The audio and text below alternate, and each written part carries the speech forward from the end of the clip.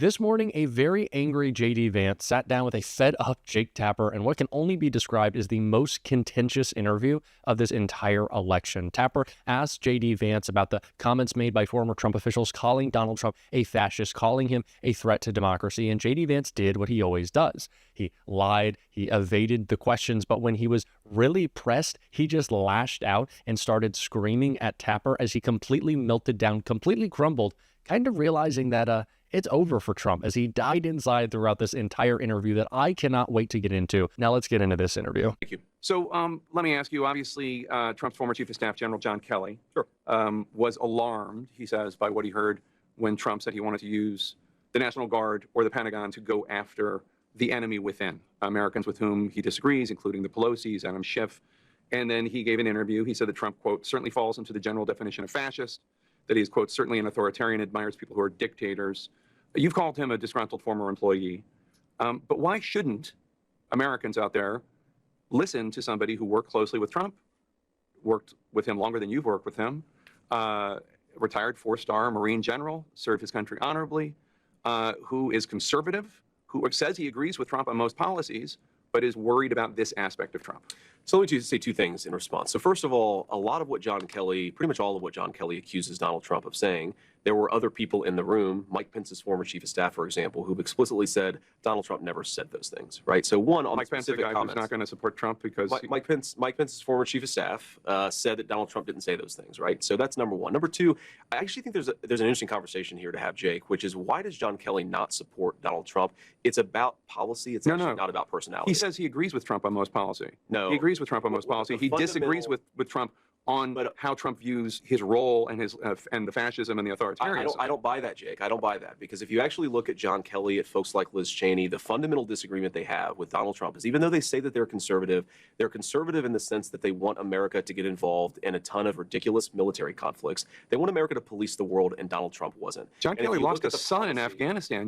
Why are you saying that he, I've never heard John Kelly say whether he supports of Iraq or Afghanistan. And I honor his son's sacrifice, and I honor his family's sacrifice. That doesn't mean he's not wrong about policy.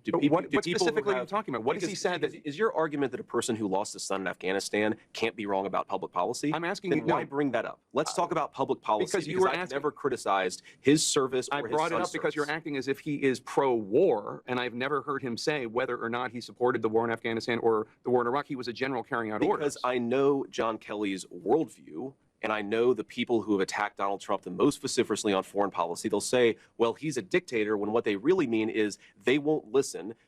Donald Trump wouldn't listen to the leadership of the military when they wanted him to start ridiculous conflicts. That is a consistent theme. And I think that there's a big, big thing going on in American politics. It's a very interesting theme in American foreign policy, where a lot of former members of the Pentagon bureaucracy, a lot of old neoconservatives, they have a fundamental difference with Donald Trump on the question of peace and war. I believe Donald Trump is the candidate of peace. I think the record supports that. But the reason these guys go after him so vociferously, I don't think that it's about his personality, Jake. I think that it's about they don't like that Donald Trump said no when a lot of them wanted to start a ridiculous war. Well, you're ascribing worldviews, I think, based on gut. I can't really tell where you're coming from on it. There's no evidence. Based on people that I've talked to in the Trump administration, sure, John Bolton, what John Kelly wanted to do, John Bolton, Liz Cheney, these people have a consistent... John Kelly was at the Department of Homeland Security, and then he was chief of staff. He was not weighing in. I don't even know what you're talking about. Like I said, incredibly contentious to start, and it only got angrier from there. At least JD Vance certainly did. Jake Tapper was holding his own, calling out his nonsense. Of course, Republicans in the Trump administration weren't disagreeing on policy. They were disagreeing on the fact that Donald Trump didn't want to be president. He wanted to be a dictator, and he still does. And that's why they're calling him out. And they're also calling him out for the attacks that he wants to make on our country going forward, like Jake Tapper brought up in this clip right here. But this is the thing, Jake. We've now spent 5 minutes talking about people in Donald Trump's staff who think he's not fit for office. He fired. Who think he's not fit for office. Oh, they didn't think he was unfit for office until they had a falling out with him because he fired them. And we're not talking about the public policy. Well, can we talk about how Americans can't afford groceries? Can we talk about the fact that Americans can't afford the cost of housing? Can we talk about the fact that a lot of people out there in Erie, Pennsylvania, they're the ones who suffer and die when people like Mark Esper and Mark Milley don't obey the commander-in-chief's orders? We're talking about Donald Trump and what he says. Yes. And Donald Trump says... And you'd much rather talk about what Donald Trump allegedly said than what Donald Trump did in office. What he did in office, Jake, what he said publicly. 1.5% inflation. The military to go after the enemy within, which is the American people. He did not say that, Jake. The enemy He within? said that he was going to send the military after the American people. Show me the quote where He said he was that. going to. He said the enemy He within. said far-left lunatics. He's talking Like about the people Pelosi's rioting. and Schiff. He's talking about people rioting after the election. I The think that we should Pelosi's were send- rioting after the election. He said Adam you're, Schiff you're was using rioting after two the separate, election? You're using two separate phrases. He said about using the military that far-left lunatics, people who riot in the wake of an election, people who burn down American cities in the summer of 2020, yes, we should have a federal law enforcement This is what response. he said to Joe Rogan on Friday. The enemy within that he wants the military to go after. No, this is the enemy thing. within a You bigger impute- problem than you Kim impute Jong-un. The second part.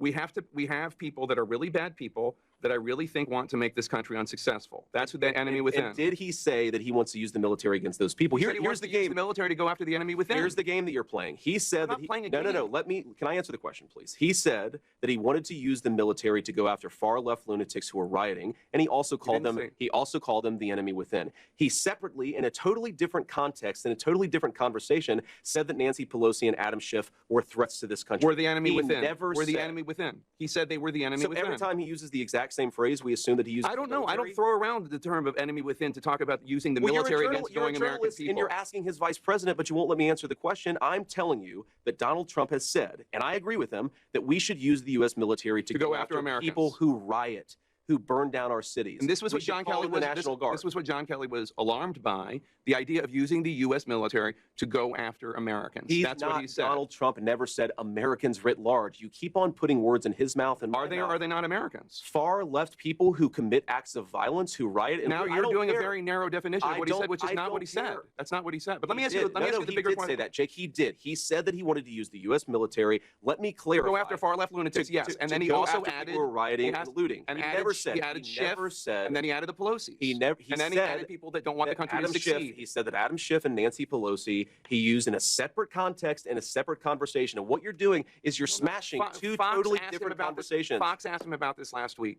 and he didn't take issue with it. He said the enemy within is the biggest But threat did to he this say the country. enemy within that he's going to use the military against Nancy Pelosi? Donald Trump offered Nancy Pelosi the National Guard on January the 6th, and according to private email, word. she rejected it. So let's. It's no surprise that Vance is doing what just the classic Republican move is. Whenever you're asked about Donald Trump or something that he said, you always say, well, that's not what he means. You're taking it out of context. But in terms of this enemy from within line that Donald Trump continues to use, there is no context other than the context that Donald Trump said it in.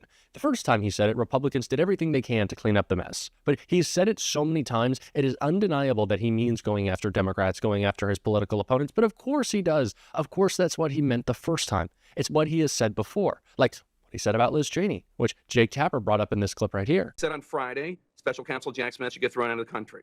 He's threatened to arrest election officials who cheated. We know that he believes a lot of people cheated that did not cheat. Yes, He wants if to you put. violate the law, you should be arrested. Yes. No one disagrees with that, but he's talking Apparently about. you do, based on the way No, you're asking I'm the not. question. Based on the fact that he's accused people that didn't break the law of breaking the law when it comes to the election. And if you want to revisit that, I'm happy to. But Liz Cheney, he said, should be put before a war tribunal. None of that sounds fascist to you at all? No, of course it doesn't. Of Putting course Liz it Cheney doesn't. before a military First tribunal? of all, I don't buy into the premise of what you're saying, Jake, because are I things just he said. on things that I things know that he he said. said, on things that I know that he said, you're imputing things, you're taking words out of context, you're taking two separate conversations and pretending No, I'm that they not. were made at the exact No, same I'm not. time. So I'm rejecting the premise of your question. I frankly don't believe what you're saying about Donald Trump's words. If you The man called for military tribunals of Liz Cheney.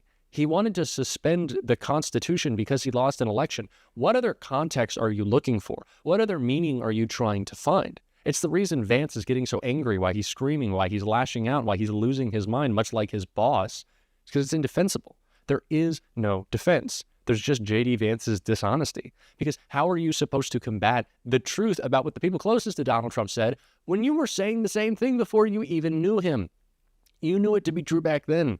Their words now and your words then, they match up. Maybe because it's true, JD, and you're just a liar. You haven't changed your mind. You've changed your perspective on how you can get closest to power, and you think it's through Donald Trump.